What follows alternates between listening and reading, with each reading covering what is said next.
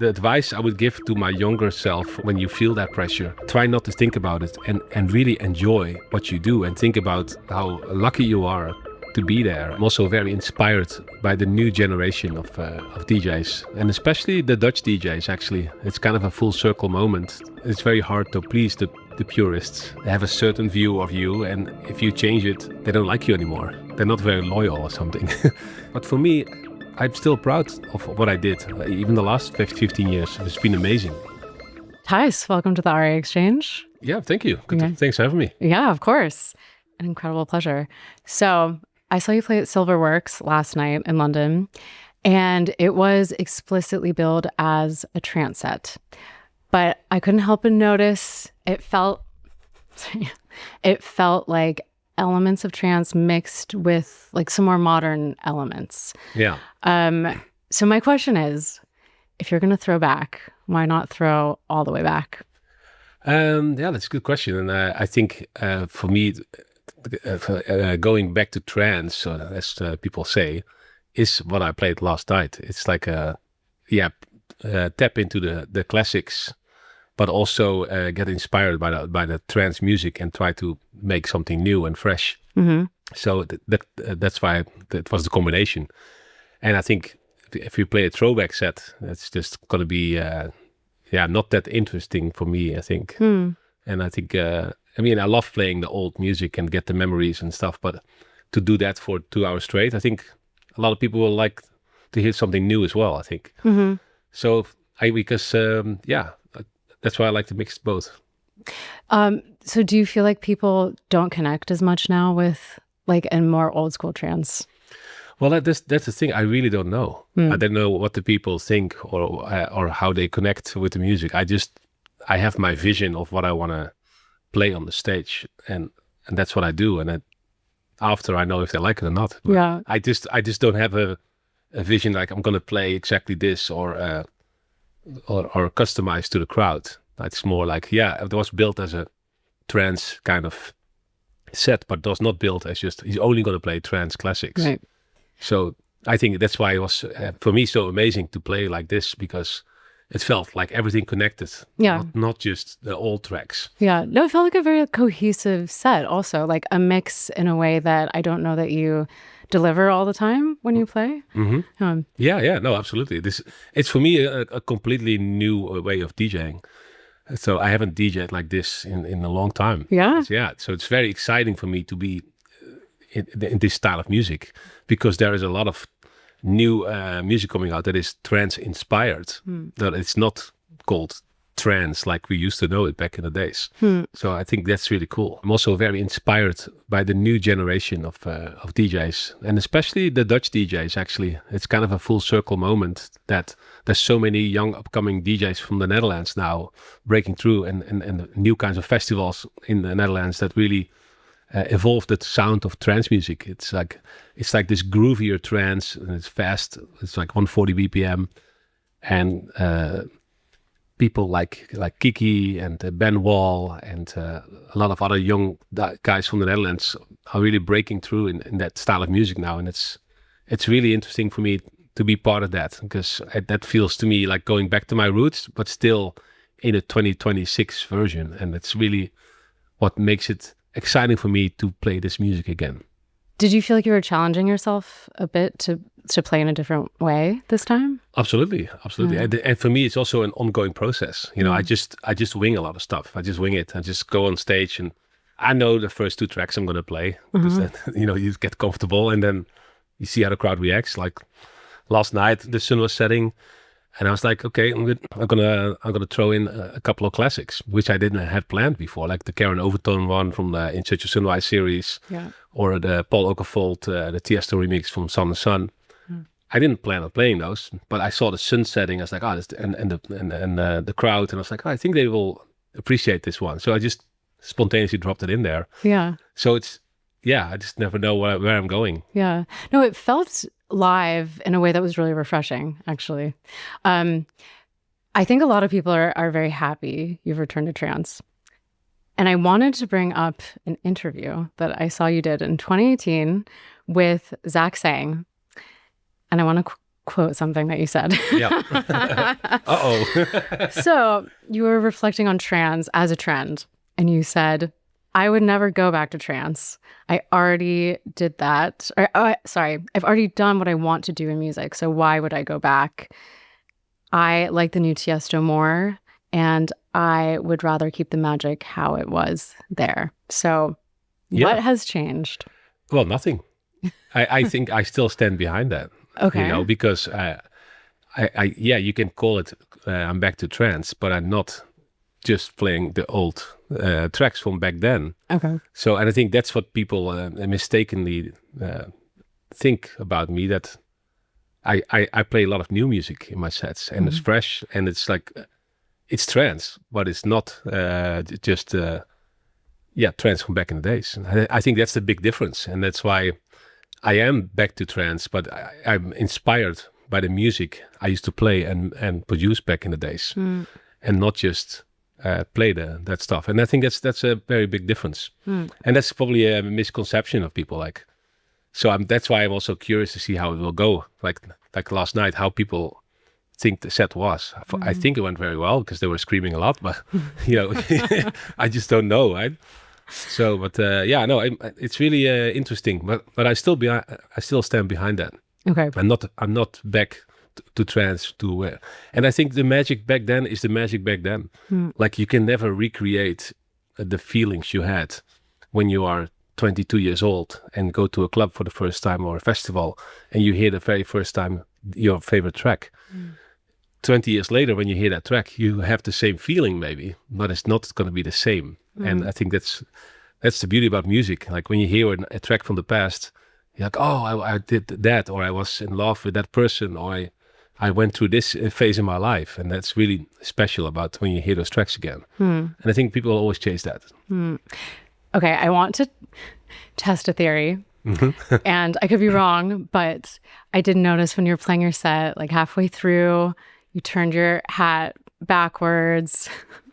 And I was trying to imagine, like, maybe you're tapping into this more like adolescent feeling. I could be totally overreading, but does playing this music make you feel the same way that you felt when you were first playing trance? Well, not completely. You know, I'm not the young cookie anymore like I was back then. So things have changed. But I put back my head halfway because it was very windy. And okay. And, okay. I was just distracted in my hair and everywhere. It was more practical. It's like, this can focus more. Okay. So it was a practical thing. Okay, I was doing a poetic deep breath. There's sometimes there is deeper stuff in there, but in this case it wasn't. Okay. I also want to ask, you know, I've watched old documentaries of you, and you have always been kind of like the life of the party, doing shots before you go on stage. And then last night you came with your kids. They've, you know, had ear protection. You're bringing them on stage with you. How is this experience in this new chapter in your personal life different, touring with a family? Yeah, bringing the kids on the road is definitely a different experience than how I was back in the day. So I was known as the party guy, and life was a party. And I feel like I lived 5 different lives already as Tiësto, growing up, and then played the trance music. And then also when I left trance music, you know, I was just inspired by the whole new genre that came out, and I moved to Sweden. And, you know, hang out with the guys, the Swedish House Mafia and Avicii and Alesso and all those guys, Martin Garrix. And you know, we just partying a lot. And we were all a lot younger and just doing shots. And that was a lot of fun. But then, that gets old too after a while. And I fell in love, and I found the love of my life. And then we have 2 kids, and it's the most amazing thing ever. It's really, really special. And to be able to still DJ like this and sometimes bring him on the road, it gives me a lot of weird feelings, because you're a dad, but you're also Tiësto, and they have to go on stage, and then they want my attention. I'm like, but I'm DJing now, so you gotta. So it's very strange, because at home, whenever they need my attention, I'm always there. Yeah, your dad. Yeah. But you know, I don't bring him on stage. Like I did that once with viola, that was really nice. But Does it ever feel like they're in conflict with each other, like Dad, Tiësto? Yeah, absolutely. I mean, the thing is, when you don't have any kids, you have so much freedom and so much time for yourself, and a lot more time to work on anything. But the kids, they take up a lot of time, and but it also brings you back to when you were a kid yourself. It's a really amazing flashbacks from my own childhood, and things I would have changed or do better or different, and it's really it's an amazing experience. Can I ask, the Tiësto machine, you're such a big artist. I imagine you have a lot of people working for you. What does the team look like? Like, what does it take to put on a show for you every night and like your day-to-day life? Yeah, well, that's the beauty about the life of Tiësto. There is no real day-to-day life in the sense of it's always different. Everything is different. So, I have, I don't know how many people work for me directly, but I have, of indirectly, but I have, a good solid team. I have an amazing agent who's also kind of my manager. Paul Morris, he's been with me for, since 2000, I think. So a long time. Oh, wow. And, he's like, I always call him my secret power. Like he helped me a lot with picking the right shows and doing the right thing. And he's always been amazing for me. So that's a big power behind Tiësto. And then I have amazing tour managers, and I have the one I have now is really good. And but I always had good tour managers who helped me to my career. And then I have a sound guy, light guy, visuals. That's the touring team, and they have people they communicate and work with. So I don't know who they talk to, but they are the core guys that set up the show and make sure everything runs well. Yeah. And then there's the other aspects of Tiësto as well. I mean, this is also what I was thinking last night. I mean, looking at, because they had the videos of you on stage, and you have like Tiësto branded CDJs and mixer and headphones, and like people in the audience are wearing Tiësto shirts, and it's a brand now. Yeah, I guess. And I'm curious if there was a moment in your past where you saw Tiësto becoming a brand, or like you saw an opportunity for it to become a brand and you really leaned into that, because I feel that you did that at a moment when not many DJs were doing that yet. Yeah.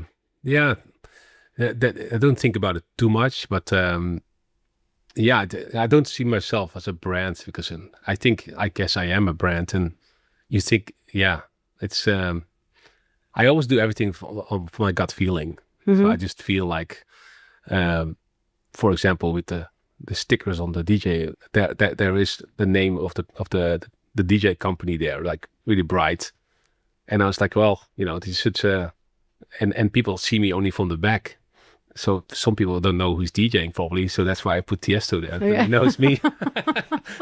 So I think about little things sometimes, and for the rest, it is a brand, but I don't see it as a brand like Coca-Cola or Apple or one of those brands. I see the Tiësto brand as an experience. You come to a show, and I want you to feel really amazing about the music and leave with a good feeling after. Was my goal. And there's a lot of other stuff to it. So whatever you want to know, I'm here to answer. Okay. So ask me anything. I don't even know where to start. It's so big, and so there's so many aspects to Tiësto nowadays, and I do most of the management myself now as well. Really? Okay. Yeah. What does that look like? It's actually really, really fun. Not many managers will like this, and I say this, but I think if you're an artist and you can have that control yourself, it's always better, because you can talk directly to the people who you want to work with, instead of having somebody in between there trying to figure out what you want. So I like it that I'm not really have a manager right now. I'm unmanageable, so I have to do it myself. Unmanageable. Did this come from, was there a time in the past where you had management make decisions that didn't resonate with you, and so you decided to take control? Yeah. I mean, like, I think for me it's also different because I've been DJing for so many years, so I know myself the best now. I think my managers have been great in the past, but now I'm in a time in my career that nobody really understands where I want to go, except I'm myself. Right. So I decided to do it myself, so I can really guide everybody to the right place, and also the direct communication is really refreshing, and it helps myself as well to understand what I can do and can't do. What is an example of like a recent decision you made that you feel it's only a management decision you could have made? Well, I think the musical direction, like the going back to trance was really an eye opener for me as well, and I don't think anybody would have understood it because it's back, but it's also forward at the same time, and I think that's very confusing to people. And I've done so many different things in my life, music-wise, from the extreme pop hits to extreme underground tracks. So I think it was very confusing for a lot of people, and for a manager as well. So that's why I think it's better that I do it myself now. Yeah, and they might have like maybe pushed you to stick to a lane, maybe. Yeah, I think maybe not pushed, but maybe thinking I want more commercial hits, like The Business or The Motto, for example, or Jackie Chan with Post Malone was a pretty cool one, but but you can't compare it to the trance music, and I think that's why I am the only one who understand that. And even like when you said in the beginning of the question, I never go back to trance, and that question was really interesting because I still say the same, but I am back in a way. Yeah, interesting. Yeah, it's very confusing, I know. No, no, but I understand.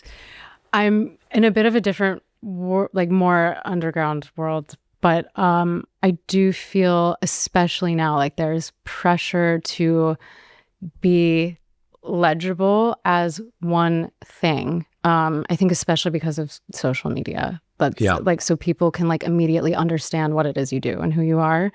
And I could see how maybe a manager would encourage you to stick to one thing. Yeah. I want to talk about David Guetta a couple of years ago proposed this kind of interesting concept about there being two different approaches to big arena DJing. One being you're either an entertainer delivering an experience, or you're a DJ focusing on selecting for a crowd, but you can't be both at once. Do you think that that's true? And if so, which one are you? Yeah, it's an interesting concept, but I think I'm more a DJ. A DJ's DJ, and I am also an entertainer, but I entertain with my DJ sets. Yeah. So for me, it's I understand what he's saying, because I think David Guetta is a phenomenon in making a lot of pop hits with a lot of pop artists, and that is definitely more an entertainer show kind of feeling. And I feel my sets have always been more about DJ driven. I had, of course, also my pile of hits, but not like that, I think. And I see myself definitely more as a DJ. I can always adjust my set. It's never like completely programmed as well. So it's like yesterday, I just adjust my sound in the moment. And I think if you are an arena DJ and everything is pre-programmed, the lights, the pyrotechnics, and then at this minute I'm going to play this song, and it's a very different experience. And there are DJs like that, and that's a different kind of show. They start the set and they know where it's going to end, and it's the exact same every night. Yeah. And I think that's definitely a different concept, and it works for bands. It works as well, but I think as a DJ, you got to be flexible. And also for me, I play so many different kind of shows. Like I played literally the night before, or the day before, I played a pool party in Las Vegas. Yeah. And people just want to rage. They don't want to hear a journey or something. They just want to party, go crazy. I play a bunch of hits and everybody's happy. And I'm happy too. Like when I can make the crowd smile and have a good time, that's all that matters to me. So, and then I can still have my own little joy out of it, because I still play Tiësto style of music. So, and then at Silverworks, I play a more trancey set, modern trance. Maybe that's the word of it. Yeah. Modern trance. Modern trance. Yeah, I think, seeing you play last night definitely, it corrected a misconception maybe I had, or some of my peers have, about there being so many safety nets in place for like big DJs, in the sense that like nothing could go wrong because everything's kind of like pre-programmed. And I did get a sense that that's not actually the case. Yeah, no, it's not the case at all. And that's why my team is so amazing, because we've been touring together now for 5-6 years with this team, and my light and visuals guys, they don't know what I'm going to play. So they have to figure it out. But they heard so many sets now, they think that, oh, I think he's going this direction. And then, so they throw on more a vibe than like, oh, now I have this visual. Like, for example, with Enema, he has amazing visuals. And I think the tracks are customized to the visuals. It's a whole different concept. Right. So I saw his show at Silverworks as well. So that's why I said it's an amazing show. And but it's very different than how my show comes together. And I couldn't do that with the visuals, because I don't even know what I'm going to play and when I'm going to play it, what time. So, even though you're a DJ, you approach your sets as a DJ, you are still, people come to have a Tiësto experience. And I wonder if, you're doing this so many times a year. I don't even know like how many hundreds of gigs you play. Like, there must be nights where you're just like can't muster the enthusiasm to bring it, or you're on autopilot, or is that true? Yeah, I wouldn't say autopilot. For me, every show is important. Like I see every show almost like a football match. So you want to win at the end of the night, and I want to make sure everybody had a good time. So it's I even get nervous sometimes still, and I'm like, I just want to give them the best experience possible. And autopilot not so much. Sometimes I know that 2-3 tracks work well together, so I keep doing that over and over again, the sets, because why change a winning combination? Yeah, of course. So that's what I do, but I wouldn't say I go in there and be completely like numb to the crowd. Like, maybe that happens once in a while when things are just not going very well. Like maybe my mixing is off, or the sound is not good, or there's sometimes you have a lot of technical problems. Like I had a show a couple of years ago, and then I had only an hour set, and the sound dropped 3 times in the beginning of my set, and then you're so out of it. Yeah, you get so like insecure as well, like because any moment the whole stage can fall out and black out again, and then you stand up there, and you're the only one up standing there, and all the people are booing. And booing. Oh yeah, because they don't know what's going on. They're like, "Whoa, where's the sound? Where's the music?" And so you feel responsible, and that's when you get really annoyed. And then after, you just don't even know what to do anymore. So. But I guess you kept playing. Probably. Yeah, I keep playing. Yeah, I keep trying, but it's not the best. Yeah. The gigs you play, I mean, they're very intense experience, like maximal. When the lights go down, it's just you. Maybe you're like waiting for your plane, you're in the car or whatever. Are you sitting in silence? Like who is Tiësto between the beats? Between the beats? You mean like before the show, or just no, in general? Even just like in these kind of transit phases. I mean, I know DJing is also a lot about like waiting and getting on a plane, going somewhere. Like there are some down moments. Yeah, I mean, for me, being Tiësto is not something you can turn on and off. It's like a lifestyle.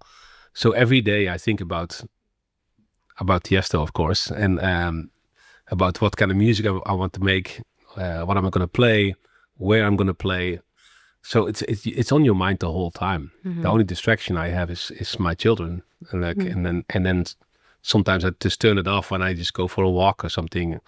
But I'm always thinking about the next step and the music.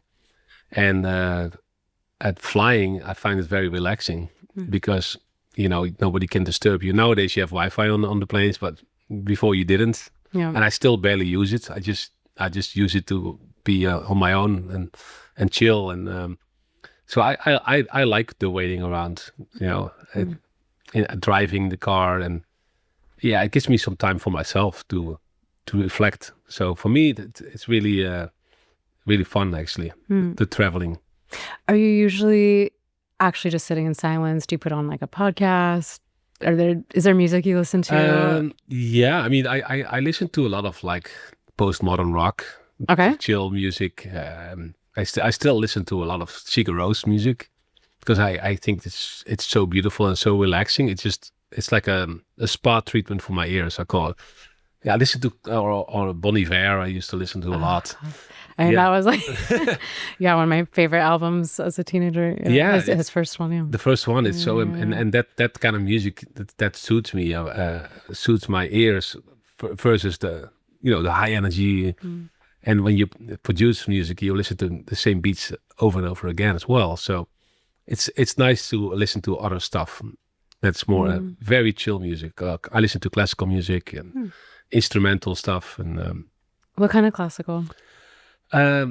Just anything. Like I don't really. But like the original OG classical, not like modern. Yeah, classical. also new classical music. Okay. Yeah, I don't have any names, but it's just Interesting. On Spotify, I just said something, put something on. So, a lot of people know you for your huge hits like the Silence remix, Adagio for strings, but this is RA. And I wanted to get into some of the kind of the deeper, more underground history because, you've mentioned that you've done a ton of different production. Yeah. And I read that a chance encounter with Sven Väth actually is what first inspired you to start DJing. Yeah. Can you tell me that story? That's amazing. Like, I was going to a show where he was playing in Belgium in the Cherry Moon in Lokeren, and he played a 6-hour set. And I went to see him, and I was working in a record store then, and he played for 6 hours, amazing music. And I never heard any of those tracks before. And I thought I was just mind blown by that set. And then, that's how I fell in love with trance music. Thanks to Sven Väth. He was my biggest inspiration back then. When I was working, like I said, I was working in a record store, so I know all the records.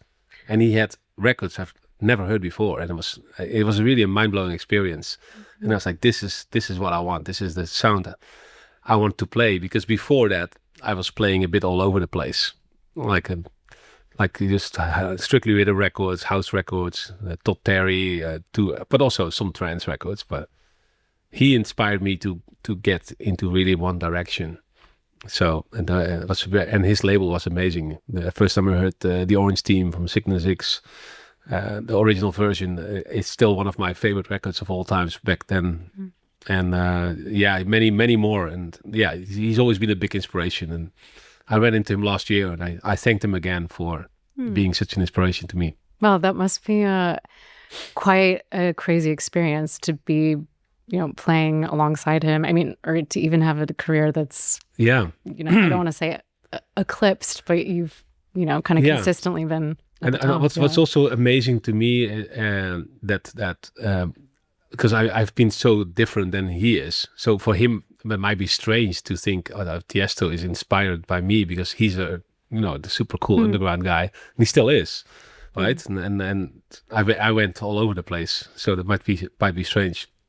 But one of the things what I am really proud of, probably the most proud of in my career, is that I also have inspired a lot of DJs, and really in all kinds of music, and it's amazing to see, like, from like back then the Avicii and Martin Garrix, and even now, like I ran into Prospa a couple of weeks ago, and he also told me that I inspired him back in the days, and it's just so amazing to hear that, like, in all genres, there's so many guys that have their own career now, and but one way or the other, they are a little bit connected to Tiësto, and that's for me the biggest achievement I can have as a DJ. I mean, you actually wouldn't believe the number of peers that I have who dropped their first pill at a Tiësto show when they were like 15.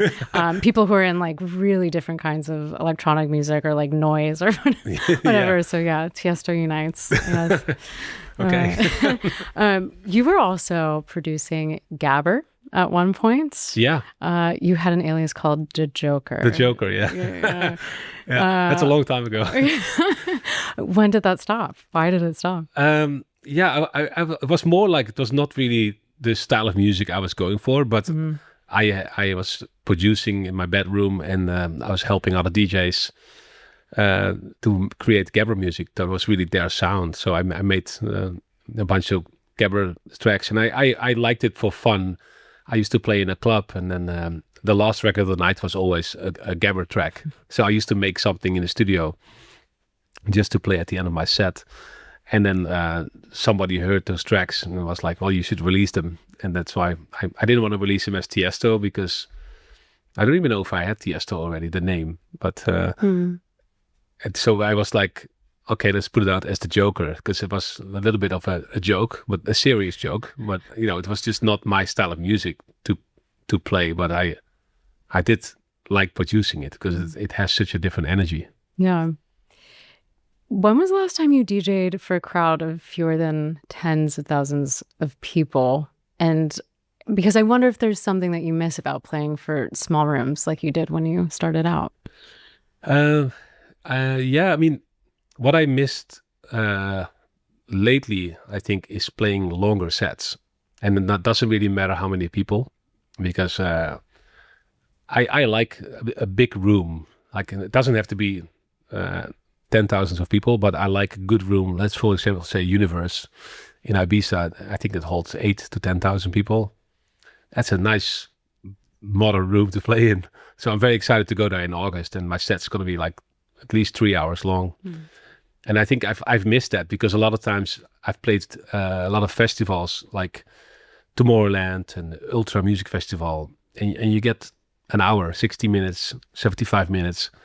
And to me, it was a little bit not that satisfying at the moment, because when you play more EDM music, yeah, it's easier to play like that, and the crowd gets tired quicker. But with the trance/modern trance sound I'm going for now, I feel like I need more time to play. So I'm trying to do more shows on my own, like a Silverworks. Like at the end of the month, I play in Brussels at the Atomium, and I play longer sets, and I can really plan out a journey. And that's what I've been missing. So not necessarily small versus big crowds, but more like I want to create the journey again, instead of playing a festival for an hour and have a quick in and out, kind of show. I think returning to the idea of niche music, Ari's audience is inherently a little bit more niche. And I wonder if you have a take on the kind of ideological purism that maybe some more underground audiences might have. Yeah, the purism is always been a little tough for me, because I think it's very hard to please the purists. They have a certain view of you, and if you change it, they don't like you anymore. They're not very loyal or something. It's just they have a certain vision, and that's how you have to be, and that's how you have to stay the rest of your life. And if you change, we're out. And it was very hard for me to see that, especially in the trance community, because they were like, you're a sellout when you play EDM now. But for me, I'm still proud of what I did. Even the last 15 years, it's been amazing. I had an amazing journey as a DJ, and a purist will never accept that. They're like, you're trance, so you have to be trance. And if you're anything else, you're a sellout, or you're just whatever you want to call it. And I think that's just not true. So I'm not that not puristic like that. Yeah, I can sense that. No, the reason I ask is because I guess I was pleasantly surprised that you agreed to do an interview with us, because I, for some reason felt that maybe Tiësto wouldn't want to be doing this with Ari specifically, because it's, I guess, associated with a bit more of like a purist. Yeah, but outlook. I think I belong in that world. So that's why I agreed to do it, because I am more than what people think. I'm more than you know. I feel like so people don't know that about me, but I am a purist in a way that I'm here for the right reasons. I'm DJing because I love it, and I love music, and I think that's one of the things that people like about me. And I play whatever I want, and I feel the freedom to play whatever I want, but I'm not a purist that I'm only going to play this kind of sound. And what I noticed also with other DJs who come from the purist world, they always evolve into something a bit more open-minded and more like, not open-minded, maybe it's not the right word, but they get more broad. You know, how many purists do you know that are still a purist now versus 5 or 10 years ago? I see a lot of DJs out there that were playing a very niche sound, and I hear them play now, and I'm like, oh, that's interesting. Like, he plays a more like Benny Benassi, Satisfaction, in a hard techno version, or you know, right. And that would not have happened when they started their career. So I think that's where the purism is a little bit, and I think those people also, they want to discover you, and they don't want to share you with other people. Like, this is my artist. I discovered him when he was playing in a club for 300 people, and now he's playing for 20,000 people. Now he's too commercial, or whatever you want to call it. So. Are there some records in your collection that people would be surprised that you own? They don't have to be dance music. Well, I think there's a lot of records I have that people are surprised I own, because I'm first of all, I'm a music lover. Like, that's why I became a DJ. I love music, like any kind of music, and I love other DJs as well. They don't fit in my set sometimes, because that would be very broad if I start playing tracks from Chris Tassi, and but still, you know, sometimes I do. Like, when I play an after party, or I play in Las Vegas, where I can play very broad, I do play a Prospa record or another, or you know. I'm all over the place. So, because I am, first of all, a music lover, and so I have a lot of records in my collection that I think it's hard for me to come up with titles now, but I know, on the spot it's hard. On the spot it's hard, but if you go through my record collection, like, wow, you have this one. I got old Thomas Bangalter Relay records in there. I got all kinds of stuff. You know, if you would be surprised for sure. You are, I mean, enormously famous. Let's be quite honest. I imagine that it's hard for you to walk down the street and have people not stop you. Do you ever get to normally see a place where you're touring, like just kind of LARP as a normal person? It's definitely hard. I get recognized a lot. I don't know why people just always recognize me, even if I wear a hat and a scarf or something. It's still mustache. A mustache. Maybe I should grow a mustache. That will help. But you get used to it, and I'm just used to it. I always think now I just think people know me, even if they don't, and it can come across a little weird. I guess it's very weird to be famous, because when you walk on the street, you don't know those people, and they even know my real name a lot of times too. So if they say, "Hey, Tiësto," I'm like, okay, yeah, he knows that I'm Tiësto. But sometimes they're like, "Hey, Thijs," and I'm like, oh, that guy really knows me, because he says my real name, and then does it doesn't know.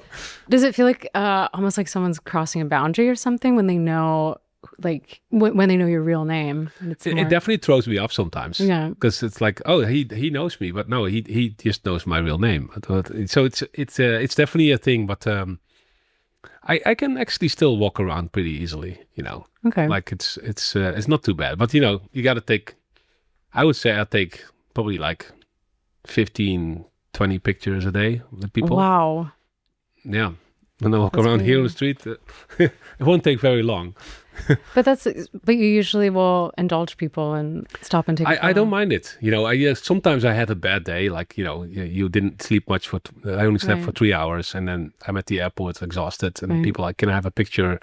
I'm like, sorry, but I'm really tired right now, so I'm not in the mood for I won't look good on social media, so maybe not. Yeah. But for the rest, I'm always down. Like, I appreciate the people coming to me and love what I do, or get a picture. It's fine. Yeah. I got used to it, I guess. I've been DJing for a long time, so.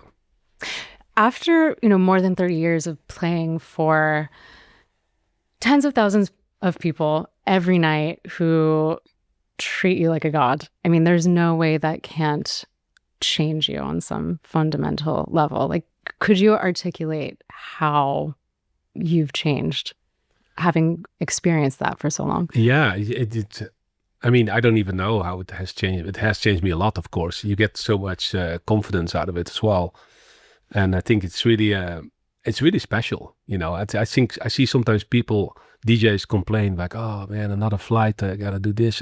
But look at your life. Like, it's incredible." So for me, it's been really elevating my life in every way possible. So I'm very grateful for it. So yeah, the feeling is also very addictive. It's an amazing feeling. And then to go back to your question, like, aren't you exhausted sometimes or like numb when you play? No, because that feeling I get when you walk on stage and the people appreciate the music and the roar, like last night when you play a track and you see the whole crowd getting elevated and go actually nuts. It's really a special feeling, and I think it's very lucky that I can experience that. I still can experience that after all these years. So for me, that's the life-changing thing is the way I live my life, for sure. You make a lot of money DJing, and it really makes your life a lot better and happier in a lot of ways, because you can do basically whatever you want. That's a really special feeling. But my roots are still, I'm doing it for the music, Part of the reason I ask is I watched an interview you did with Annie Mac way back. Yeah. And you said that you're curious what people with normal lives do. Yeah. And I just, because there must be almost such like a distortion of reality. I mean, do you still feel that way? I guess you've never had really like a normal life. Not anymore. I mean, I had a very normal life before I became a famous DJ. Yeah. What was that like? Do you remember that? Yeah. I mean, I've done all kinds of jobs, from like delivering pizzas to, I mean, my most happy life was when I played in a club, 6 hours a night, 4 nights a week. And I had to clean the bathrooms after, That was how my DJ career started. And I made $50 a night for 6 hours. So I still remember that. Yeah, cleaning the club and also the other jobs I had. But working in a record store was definitely for me the peak. I thought like I made it now. This is the end. I made it. I work in a record store. So so yeah, that's where I came from. But I still have kind of a normal life in a way, but now I get that I said, like, I wonder how it is for people to have a normal life, because my life is not normal, right? It's every day it's very glamorous, I gotta say. So but I like I said, as Tiësto, I had so many different lives from the start of my career to now. One of the first shows I did was playing in a bar in Mallorca, for free drinks for me and my friends, and that's how my DJ career started. So it's really crazy, the whole journey. I know that there have been some DJs who've been But there's so much pressure once they reach the top to stay at the top that it's almost like debilitating.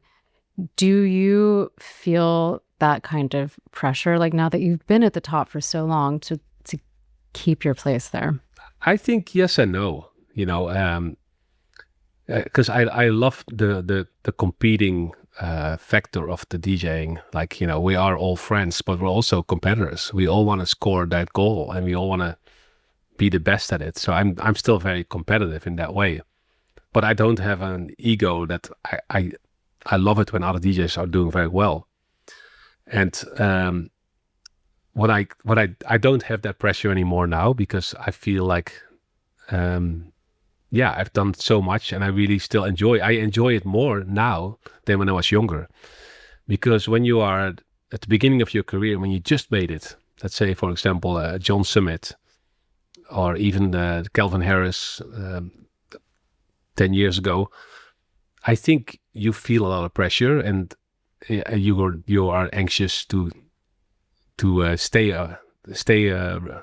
on top of it, and you can hardly enjoy it because you're more busy with trying to stay there. There's a lot of pressure you feel, but now I think when you get older and you've been there for a while, you can lose that pressure a little bit, because you've seen it and you've done it, but you can it's a different feeling. You definitely feel a lot of pressure when you just going to the top. I think a lot of those guys feel the pressure still, because it's hard to stay there, and it's it's very competitive, and it's really scary to fall off, I think. But you felt that way at one point.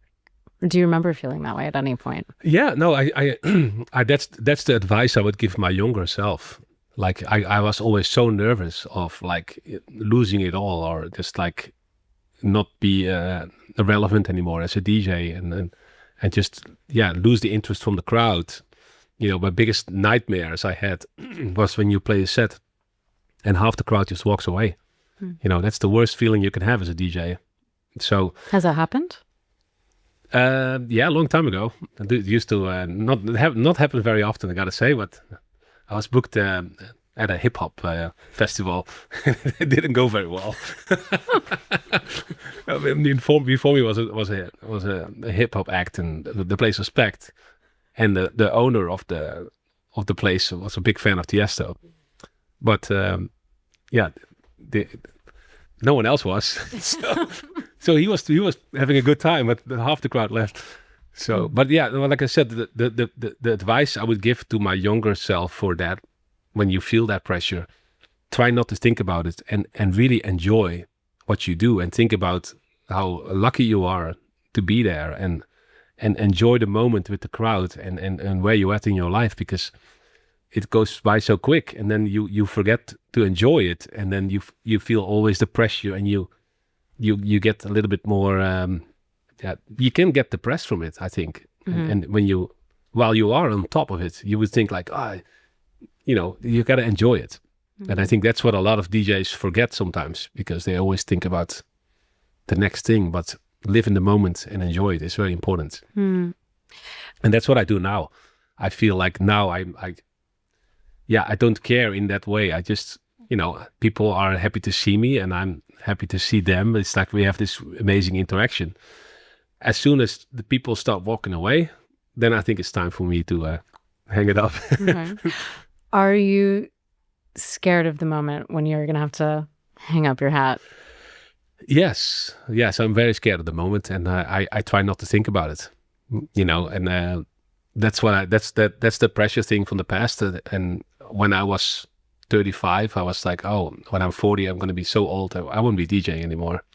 And then I think, when I'm 50, I'm like, crazy old, I'm not going to DJ anymore, And I just keep going, and so far so good. And I try not to think about it. Like, I don't know when I'm going to quit, or if I'm ever going to quit. I might be Mick Jagger and be 80 years old and still DJing. If people still like to see me, then why not? But I have no idea. I don't think about it. What makes you scared about retiring? Because I love it so much. I love the DJing so much. I love the music. I love the interaction with the crowd.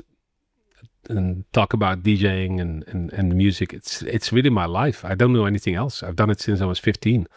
So to give that up will be a very tough moment for me, I think. Yeah. Yeah. It's like, what do you replace that thrill with that you get every night? I imagine that's the thing. It's irreplaceable.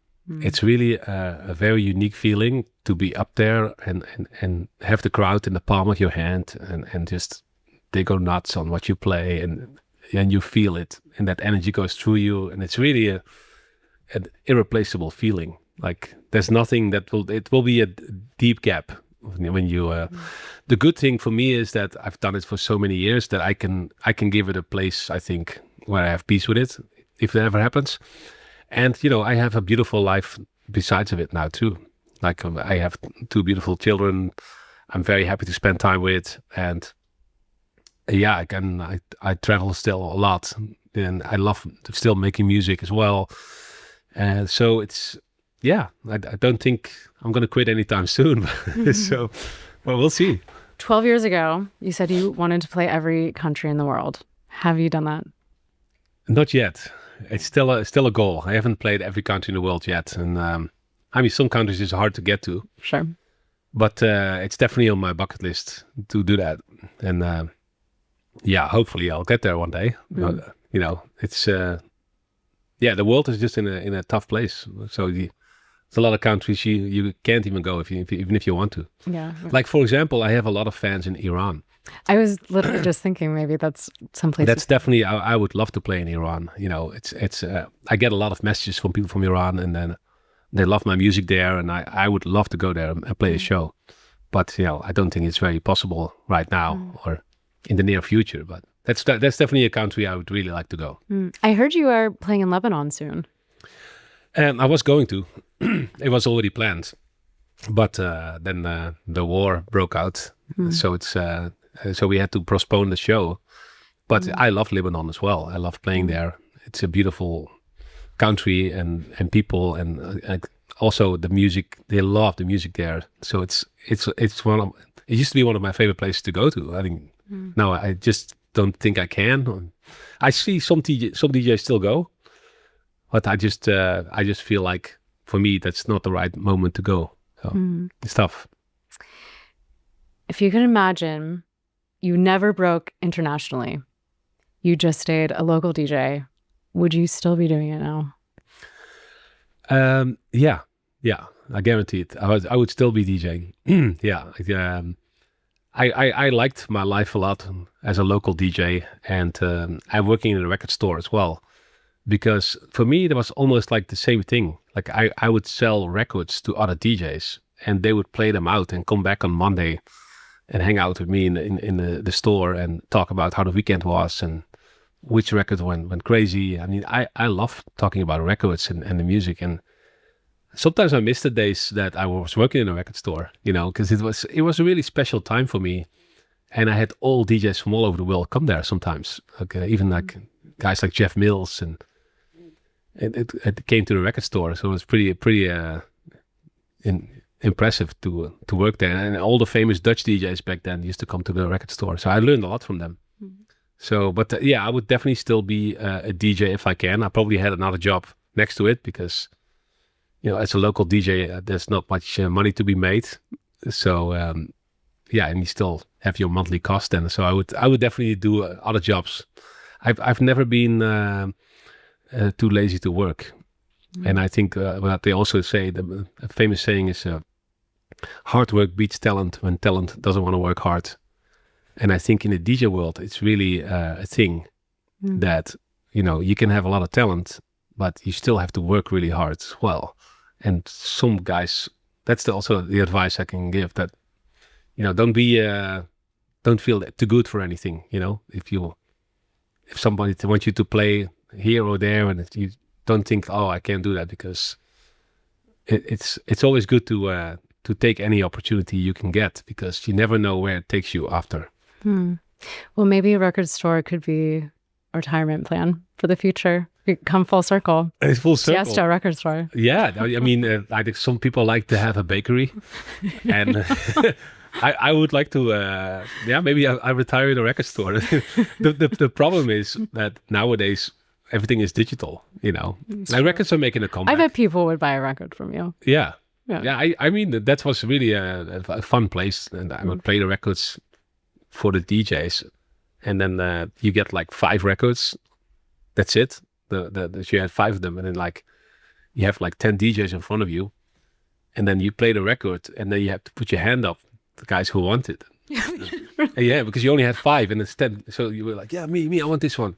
So you play the first minute of the record and then they have to decide really quick. Because if they don't take it, someone else take it. So that was really a fun experience as well. So just to play like that.